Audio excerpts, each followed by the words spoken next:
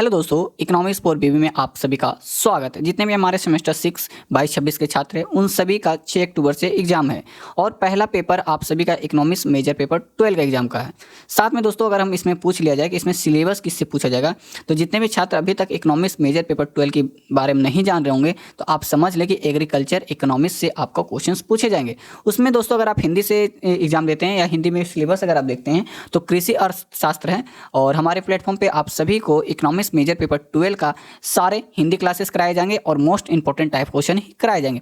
अगर हमारे प्लेटफॉर्म पे आप नए हैं तो कृपया हमारे प्लेटफॉर्म पे जुड़ें ताकि मेजर पेपर 12 का सेमेस्टर 6 22-26 के जितने छात्र हैं उन सभी का most important question classes start हो चुकी है।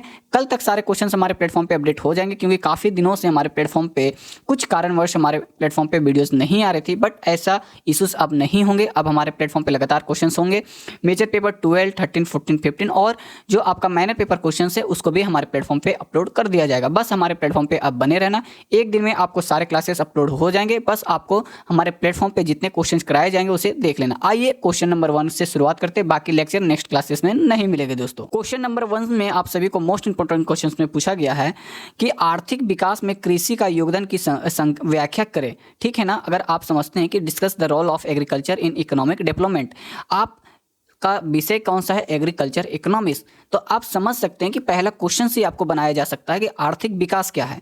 आर्थिक विकास, ठीक है, हमारा विकास, उसमें से कृषि का किस प्रकार से योगदान होता है। मान लिया जाए आप कृषि क्षेत्र से आते हैं, आप एक किसान हैं, आप आर्थिक विकास में जो है किस प्रकार से आप सहयोग कर रहे हैं उसके बारे में आप डिफाइन करें। तो मैं मान लेता हूं कि हम एक किसान हैं, ठीक है, उसके विपरीत हम किस प्रकार से आर्थिक विकास में अपना भूमिका निभा रहे हैं। क्वेश्चंस में ये भी पूछा जा सकता है कि आर्थिक विकास में कृषि का योगदान का व्याख्या करें, वर्णन करें, भूमिका बताएं, किस प्रकार से करते हैं। क्वेश्चंस काफ़ी लंबी होती है, हमारे क्वेश्चंस लंबे चलेंगे। जितने भी क्लासेस हमारे प्लेटफॉर्म पे आएंगे 15 से 20 मिनट या 25 मिनट भी जा सकता है, क्योंकि एक क्वेश्चंस के अंदर हमारे प्लेटफॉर्म पे 5 क्वेश्चन 3 क्वेश्चन को कवर किया जाता है ताकि आप दोबारा कोई भी क्लासेस को अटेंड ना करें। जितने क्लासेस हमारे प्लेटफॉर्म पर आप करा लेते हैं वो सारे क्वेश्चन आप एग्जाम में लिख देंगे। दोस्तों हमारे प्लेटफॉर्म पे आप सभी को कम से कम 5 से 6 घंटे के क्वेश्चंस टोटल होंगे या हो सकते हैं इससे कम भी होंगे। अभी तक हमने अप्रॉक्स नहीं देखा है, बट हमने कवर किया कि 5 घंटे का क्वेश्चन अपलोड होगा। 5 घंटे में सारे क्वेश्चन हमारे प्लेटफॉर्म पे कवर किए जाएंगे। अगर आप 5 घंटे या 3 घंटे में भी अगर आप देख लेते हैं हमारे प्लेटफॉर्म पे आके, तो आपके सारे क्वेश्चन कवर हो जाएंगे सेमेस्टर 6 के लिए। आज का क्वेश्चन हो सकता है लंबा जाए, लेक्चर लंबा जाए, क्योंकि पहला क्लास है। तो पहला क्लास में आप सभी को क्लियर कर दूं कि अगर आप हमारे प्लेटफॉर्म पे आप नए आए हैं तो पहला क्लास में सारे इंट्रोड्यूस करा दूं कि कितने क्लासेस चलने वाली है, क्या चलने वाली है। सारे क्वेश्चंस के डाउट यहाँ पे क्लियर हो जाएगा। उसके बाद कल से लगातार हमारे प्लेटफॉर्म पे क्वेश्चंस चलेंगे और कल शाम तक आप सभी के हमारे प्लेटफॉर्म पे क्वेश्चंस अपडेट हो जाएंगे। दोस्तों अगर अभी तक आप हमारे प्लेटफॉर्म पे नहीं जुड़े हैं, हो सकता है आज हमारे प्लेटफॉर्म पे पहली बार मिस्टेक हुआ कि एग्जाम के टाइम पे क्वेश्चंस अपलोड हो रहे हैं, क्योंकि हमारे प्लेटफॉर्म पे हमारे चैनल को किसी कारणवश ब्लॉक किया गया था, जिस कारण से हम अपने अपडेट नहीं कर पा रहे थे। कुछ समस्या थी, जो समस्या सोल्यूशन हो चुका है, जिस कारण से अब हमारे प्लेटफॉर्म पे लगातार क्वेश्चंस अपडेट होंगे। दोस्तों जितने भी हमारे सेमेस्टर 6 है, 2 है, 1 है, जितने भी छात्र हैं सभी एक्टिव हो जाएं। अब हमारे प्लेटफॉर्म लगातार आप सभी के योगदान सेवा के लिए चालू रहेगा। दोस्तों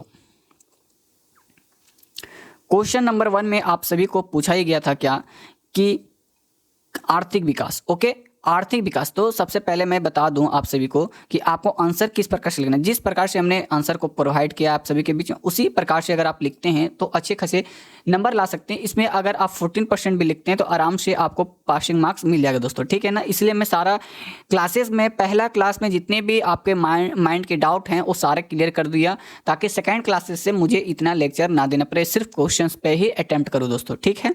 चलिए अब कोई कल्चर लेक्चर नहीं चलेगा दोस्तों, बस अब क्वेश्चन चलेंगे और आंसर चलेंगे। किसी भी अर्थव्यवस्था के मुख्यतः 3 क्षेत्रों में बांटा जा सकता है। पहला प्राथमिक क्षेत्र, द्वितीय क्षेत्र एवं तृतीय क्षेत्र, ठीक है। कृषि प्राथमिक क्षेत्र का मुख्य अवयव है। प्राथमिक क्षेत्र मुख्यतः कृषि, वनिक एवं पशुपालन में आता है। देखिए कृषि क्षेत्र में 3 प्रकार के बांटे जाते हैं, प्राथमिक, द्वितीय, तीसरा। पहला, दूसरा, तीसरा, ठीक है। पहला में आपका आता है कृषि में वनिक एवं पशुपालन, ठीक है। जो आप पशुपालन करते हैं वनिक है उनका खनन तथा मछली पालन किए जाते हैं। पहला में। द्वितीय क्षेत्र में आपको क्या पाया जाता है, प्रकार के उद्योग आते हैं, किसी प्रकार उद्योग कर रहे हैं, मान लीजिए हम गन्ना का उद्योग कर रहे हैं, मकई के कर रहे हैं, आलू का कर रहे हैं, तो उसका उद्योग को हम दूसरा श्रेणी में रखते हैं, मतलब कि फैक्ट्री को। पहले हमारा खेत आ गया, दूसरा हमारा फैक्ट्री आ गया, तीसरा हमारा बेचने वाला सेल्स को करते हैं। तृतीय क्षेत्र सेवाएं, बुकिंग, बैंकिंग, परिवहन, बीमा, व्यापार आदि सम्मिलित है। देखिए आपसे क्वेश्चन पूछ दिया जाए कि व्यापार कृषि क्षेत्र कितने भाग में बांटा गया, आपको पहले में लिखना है 3 भाग। पहला आप जो खेती करते हैं मतलब कि रॉ मटेरियल, उसके बाद दूसरा क्या हो गया, रॉ को क्या कर रहे हैं, कन्वर्ट करें किसी पदार्थ में, मान लीजिए गन्ना से शक्कर बना, चीनी बना, तो वो द्वितीय क्षेत्र में है। तीसरा चीनी आपके पास पहुंच रहा है, मतलब कि आप किसान पहले खेती किया, वो पहला क्षेत्र है। दूसरा क्षेत्र किसान बेचा किसको, फैक्ट्री को बेचा, फैक्ट्री दूसरा में आ गया। तीसरा जो हम खरीदते हैं चीनी को, जब चीनी बन जाता है गन्ने से, वो तीसरा जब हमारे हाथ में आता है तो वो तृतीय क्षेत्र हुआ, ठीक है ना। व्यापार करना, बीमा, परिवहन, ये सारे हमारा तीसरा क्षेत्र हो गए। ओके, ये सारे डॉट बहुत ईजी क्वेश्चन है, बहुत ईजी सब्जेक्ट है। तो दोस्तों आप इस सब्जेक्ट को एकदम आराम से लिख सकते हैं। अगर हमारे क्लासेस देख लेते हैं, आप कुछ भी नहीं पढ़े होंगे, फिर भी आप जाके आराम से इसको पार कर लेंगे। यदि हम विभिन्न देशों के आर्थिक इतिहास का अध्ययन करें तो हमें पता चलता है कि इन देशों का विकास में कुछ ना कुछ सामान्य तत्व है। यह सामान्य तत्व यह है कि इन देशों में द्वितीय और तृतीय क्षेत्रों का विकास होने से पूर्व ही कृषि का विकास हो चुका था। मतलब कि अगर हम अन्य देश को, भारत को छोड़ के अलग देश को देखते हैं तो वहाँ पे क्या होता है कि कृषि क्षेत्र बहुत पहले ही डेवलप हो चुका था, ठीक है। अभी तक हमारे क्षेत्र में कृषि का क्या कंडीशन है आप सभी जानते हैं। उदाहरण के लिए इंग्लैंड भी अपने उद्योग विकास के प्रारंभिक अवस्था में कृषि पर अधिक निर्भर था। ओके, यहाँ पे ध्यान दीजिएगा। पश्चिम यूरोप के बहुत से देश ऐसे, फ्रांस, बेल्जियम, जर्मनी, स्वीडन आदि के उत्पत्ति का आधार कृषि उत्पादकता की बढ़ती हुई दर थी। एशिया में युद्ध से देश जैसे जापान आदि भी अपने आर्थिक विकास के क्षेत्र काफ़ी हद तक कृषि क्षेत्र को देते हैं। प्राथमिक विश्व युद्ध से पहले जापान में कृषि की प्रति हेक्टेयर उत्पादक में बहुत अधिक वृद्धि हुई। उपयुक्त कथन का तथ्य यह है कि बहुत से विकसित देशों में विकास के नवी कृषि क्षेत्र द्वारा हो रखी गई है। खास तौर पर उन देशों में उन्होंने अपनी अर्थव्यवस्था का विकास का आंतरिक स्रोत द्वारा किया। विशेषकर विकास के प्रारंभिक अवस्था में कृषि विकास अपने बहुत से स्रोतों के द्वारा पूरी अर्थव्यवस्था का विकास करता है। प्रोफेसर, अब देखिए ये सारे तो हमारे डिफाइन हो गए। अब ये देखिए कुछ तो आप इकोनॉमिक्स का अगर आप क्वेश्चंस कर रहे हैं, आप ग्रेजुएट लेवल के स्टूडेंट है, तो आपको 1-2 प्रोफेसर का अर्थशास्त्र का एग्जाम्पल देना होगा एग्जाम में।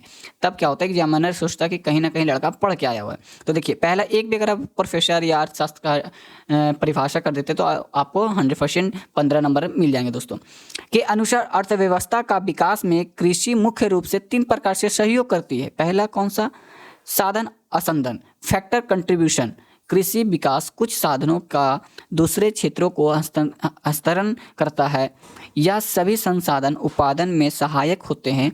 इन संसाधन का गैर कृषि क्षेत्र का हस्तांतरण साधन अंशसाधन कहलाता है। साधन असाधन कंट्रीब्यूशन निम्न प्रकार का हो सकते हैं। देखिए अब इसे भी बांट दिया। पूंजी का परिवहन, प्रोविजन ऑफ कैपिटल, भौतिक पूंजी का प्राप्त करने के लिए गैर कृषि क्षेत्र की पूंजी की अवस्था होती है। गैर कृषि क्षेत्र अपने विकास की प्रारंभिक अवस्था या पूंजी क्षेत्र में पैदा होती है और तत्पश्चात अन्य क्षेत्रों को हस्तांतरित कर देती है। बाद अर्थव्यवस्था की प्रारंभिक अवस्था में कृषि क्षेत्र आय, पूंजी, श्रम को अधीन करता है। यद्यपि अल्प विकसित अर्थव्यवस्था होते हुए भी पूंजी का बाहरी स्रोत जैसे विदेशी सहायता, विदेशी व्यापारिक निवेश का आर्थिक विकास में बहुत थोड़ा अंश होता है। गैर कृषि को पूंजी का हस्तांतरण ऐतिहासिक तथा अनिवार्य हो सकता है। यह ऐतिहासिक तत्व होता है जब कृषि स्वयं अपनी बचत का उद्योग में निवेश करता है। अनिवार्य पूंजी प्रवाह कर सरकार द्वारा करों के रूप में किया जाता है। जब सरकार कृषि पर लागत लगाती है और करों को प्राप्त आय और गैर क्षेत्रों को विकास पर खर्च कर दिया जाता है। ठीक है दोस्तों, ये सारी चीज़ें क्या हो गए, हमारे हो गए।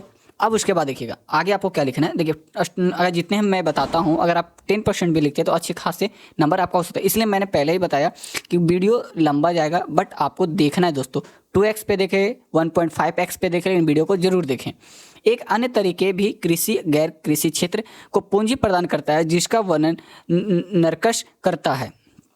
नरकश के अनुसार उन कृषि प्रधान अर्थव्यवस्थाओं में जहां जनसंख्या का घनत्व काफ़ी ऊंचा होता है, वहां शून्य श्रम की कोमत जीरो वैल्यू लेबर होता है विद्यमान होती है।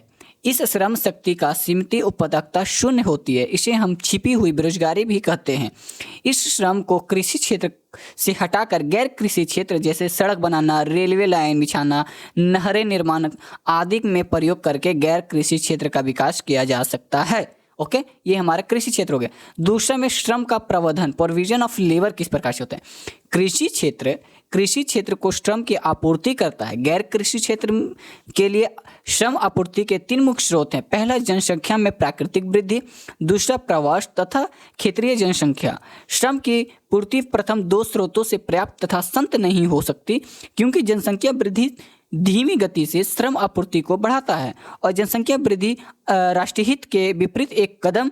जनसंख्या प्रवश भी कई कारणों से, जैसे धर्म, संस्कृति, भाषा, रीति रिवाज के अंतर के कारण संभव नहीं होता है।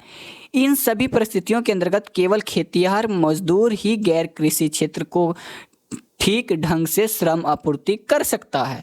ये हो गया। यह उल्लेखनीय कृषि क्षेत्र से गैर कृषि क्षेत्र को श्रम का हस्तांतरण आसन कार्य नहीं। कृषि क्षेत्र के गैर कृषि क्षेत्र को श्रम हस्तांतरण कई समस्या पैदा नहीं करता। यदि अर्थव्यवस्था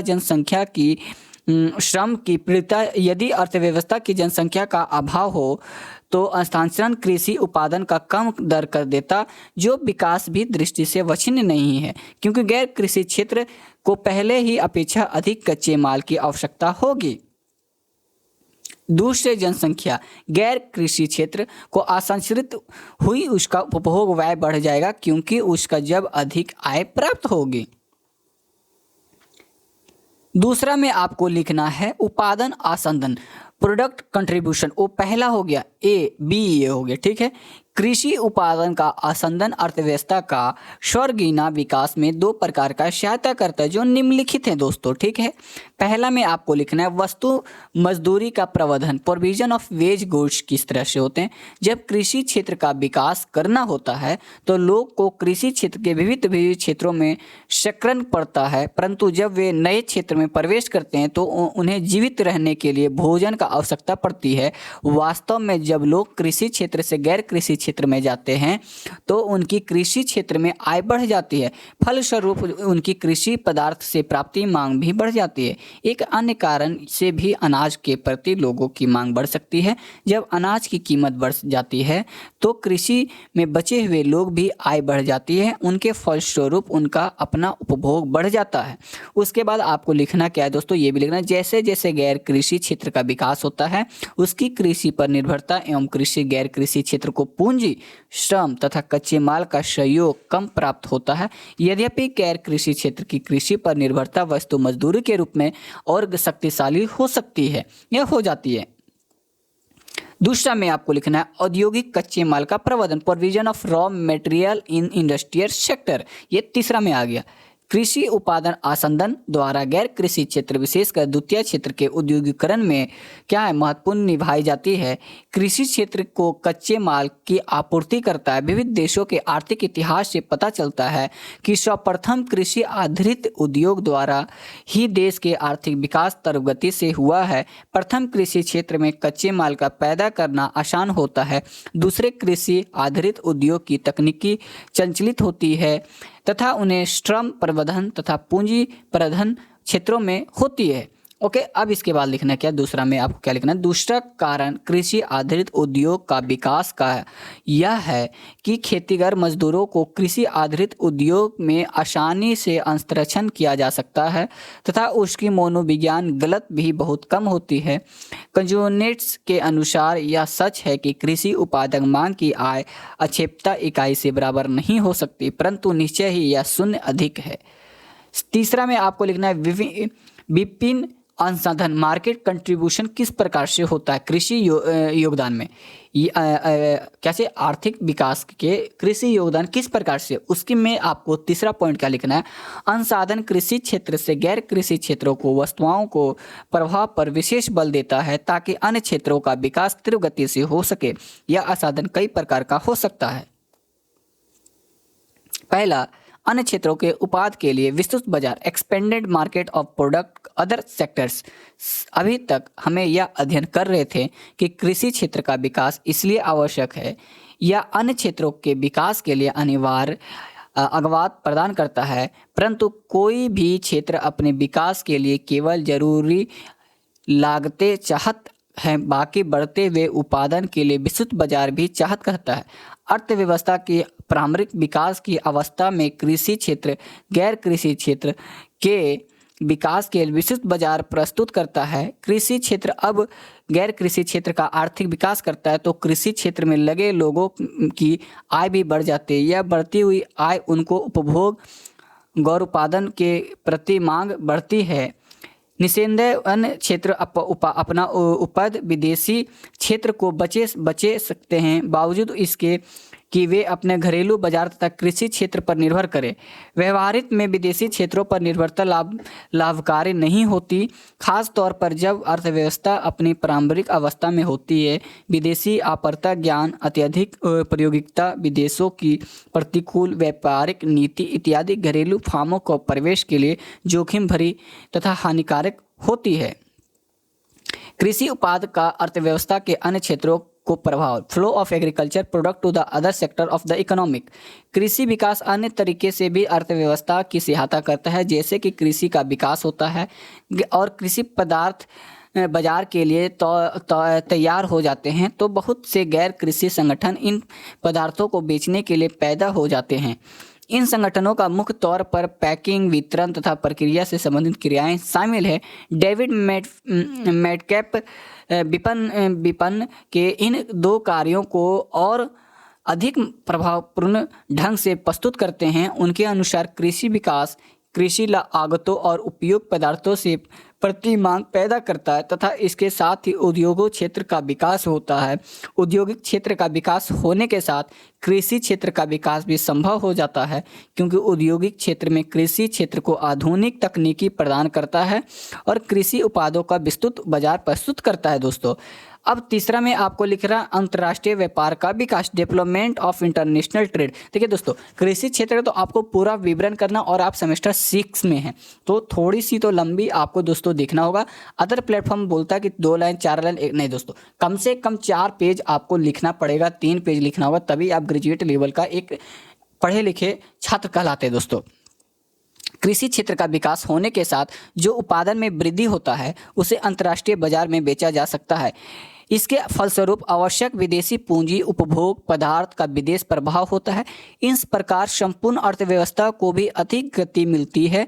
इस प्रकार हमें कह सकते हैं कि अंतर्राष्ट्रीय व्यापार विकास होने से कृषि विपणन असंदन और साधन असंदन को इकट्ठा करके गैर कृषि क्षेत्र का विकास करता है। दोस्तों, ऊपर विपरीत कृषि की भूमिका एवं बंद अर्थव्यवस्था पर लागू होती है, परंतु एक विकसित तथा खुली अर्थव्यवस्था पर कृषि का भूमिका सीमित हो जाती है। गैर कृषि क्षेत्र अपने विकास के लिए बाहरी क्षेत्रों पर निर्भर करता है। उपयुक्त विभिन्न कृषि को भूमिका विकास प्रारंभिक अर्थव्यवस्था में तो ठीक होता है, परंतु जैसे जैसे आर्थिक विकास हो जाता है वैसे वैसे कृषि भूमिका में भी परिवर्तन आ जाता है। जब द्वितीय तथा तृतीय क्षेत्र का विकास होता है तो कृषि का महत्व कम हो जाते हैं। अब मान लीजिए फैक्ट्री और सेलिंग का प्रोडक्शन और डिमांड ज़्यादा हो गया तो ऑटोमेटिक कृषि क्षेत्र का महत्व कम हो जाएगा, क्योंकि वहाँ पे ज़्यादा वैल्यू आ रहा है और सेलिंग में ज़्यादा वैल्यू आ रहा है, तो कृषि का तो लागत कम ही रहेगा कि उसको जो दे रहा है ले लो। अब कृषि क्षेत्र तथा उद्योग क्षेत्र के एक दूसरे से सहयोग हो जाते हैं। कुछ समय पश्चात कृषि क्षेत्र का राष्ट्र आय में हिस्सा भी कम हो जाता है, क्योंकि सेलिंग टमाटर खरीदते हैं, उगाते हैं 5 रुपये, किसान कितना बेचता है 5 रुपये किलो, उसको फैक्ट्री लेता है, उसको टमाटर सॉस बनाता है, टमाटो सॉस बनाता है। टमाटो सॉस बनाने के बाद उस टमाटो सॉस को जो 1 केजी में अगर हम 500 ग्राम भी निकाल रहे हैं तो 15 ग्राम आपको 15 रुपये में मिलता है। दोस्तों, सोच रहे कितना महंगा बेच रहा है। तो आप देख सकते हैं कि कहीं ना कहीं कृषि क्षेत्र को कम कर दिया और द्वितीय तृतीय क्षेत्र को ज़्यादा डिमांडिंग मिल है, वही बता रहा है। परंतु कृषि क्षेत्र अन्य क्षेत्रों पर निर्भर बढ़ जाती है। ठीक है, फिर हम कृषि क्षेत्र में आते हैं तो निर्भर पड़ जाता है। तो दोस्तों इस प्रकार से आपने देखा क्या अपने अंश क्वेश्चंस में कि हमने किस प्रकार से आप सभी को डिफाइन किए, और डिफाइन हमने थोड़ा लंबा किया दोस्तों, बट इस क्वेश्चन को अगर हम देखें कृषि अर्थव्यवस्था के अनुसार आर्थिक विकास में, देखिए कृषि में आपको सिंपल 3 भाग में आपको बांट देना, द्वितीय तृतीय, पहला दूसरा तीसरा। पहला में आपका खेत हो गया, दूसरा में आपका फैक्ट्री हो गया, तीसरा में सेलिंग हो गया, 3 चीज़ हो गया। तीनों को आपको पहला क्षेत्र को डिफाइन करना है, दूसरा पहला को डिफाइन कर दिए हैं, ये थोड़ा मिटा देता हूँ, पहला क्षेत्र को डिफाइन किया, दूसरा क्षेत्र को डिफाइन कर दिया, तीसरा क्षेत्र को डिफाइन कर दिया। तीनों को डिफाइन करने के बाद कृषि योगदान को आपको थोड़ा सा लास्ट में निष्कर्ष लिख के आपको बता देना। आराम से दोस्तों आपको 15 नंबर कहीं नहीं जाएगा, हमारा ये दावा है दोस्तों। एग्रीकल्चर इकोनॉमिक्स बहुत ईजी सब्जेक्ट है, अगर इसमें आप फेल होते हैं तो दोस्तों आपने सेमेस्टर 6 तक कुछ पढ़े ही नहीं, बस आपके माइंड में यही मैं क्वेश्चन करूँगा, यही सारी चीज़ें हैं। अर्थव्यवस्था का आप देखते हैं क्वेश्चन तो बहुत इजी है। हमने आज थोड़ा लंबा क्वेश्चंस क्लासेस किए, पहला क्लासेस हमारा ज़्यादा लंबा रहा, लेकिन मे बी नेक्स्ट क्लासेस सारे शॉर्ट्स होंगे। और अलग प्लेटफॉर्म पे मैं देखता हूँ, एनालाइज करता हूँ कि 10 मिनट 5 मिनट के वीडियो बना के सोचते हैं कि सारे क्वेश्चन मिल जाए। नहीं दोस्तों, आपको अगर एक्यूरेट पढ़ना है, डिटेल्स में पढ़ना है, तो आपको समय क्वेश्चंस में देने होंगे। मैं भी बहुत सारे क्लासेस अटेंड करता हूँ इकोनॉमिक्स के, वहाँ पे पढ़ता हूँ, वहाँ पे देखता हूँ, एनालाइज करता हूँ। वहाँ पे देखने को यही मिलता है कि जहाँ पे डिटेल में पढ़ाई जाती है तो क्वेश्चंस की क्लासेस 1 घंटा 2 घंटा भी चलता है दोस्तों। वहाँ पे मैं देखता हूँ तो वो चीज़ें को एनालाइज करके मैं इसलिए बताता हूँ कि क्वेश्चंस हालांकि छोटा है, लेकिन अगर 15 मिनट अगर 20 मिनट का हमारा यह वीडियो है तो आप 2x में देखें, 2x में देखें 10 मिनट हो जाएगा, 10 मिनट हो तो आप देख सकते हैं। तो इस तरह से हमारे 3 से 4 घंटे में सारे क्वेश्चंस मेजर पेपर 12 का कंप्लीट हो जाएंगे। बस हमारे प्लेटफॉर्म पे आपको बने रहना है, लगातार क्वेश्चन नंबर 1 क्वेश्चन नंबर 2 करके वीडियोस आएंगे ताकि आप सभी को भी लोड ना पड़े दोस्तों। क्योंकि अगर आप एक वीडियो देखते 4 घंटा 5 घंटे के तो आप देखेंगे नहीं। अगर 10 मिनट 15 मिनट 20 मिनट का क्वेश्चन अगर हम पर वीडियो सेट करते हैं तो आप जरूर देखें, ये हमें उम्मीद है। और जितने भी हमारे इकोनॉमिक्स मेजर पेपर के छात्र हैं उन सभी से रिक्वेस्ट है कि जितना हो सके हमारे वीडियो को शेयर करें, इकोनॉमिक्स क्लासेस को पूरी तरह से शेयर करें। क्योंकि हमने इकोनॉमिक्स की क्लासेस पूरी यूट्यूब पे देख लिया, बीवीयू का कोई भी सर अपडेट नहीं करते। हमारे द्वारा एक छोटा सा प्रयास है कि जितने भी छात्र हैं उनके लिए थोड़ा सा बूस्ट पढ़ाई हो सकता है आप सभी के लिए दोस्तों। तो थोड़ा सा आप हमारे भी हेल्प करें और मैं आपके लिए तो हेल्प कर रहा हूँ दोस्तों। तो आज के लिए इतना ही, नेक्स्ट क्वेश्चन लगातार हमारे प्लेटफॉर्म पे बने रहें, क्वेश्चन लगातार अपडेट होंगे दोस्तों, कल तक सारे क्वेश्चन अपडेट हो जाएंगे। तो आज के लिए इतना ही, जय हिंद जय भारत दोस्तों।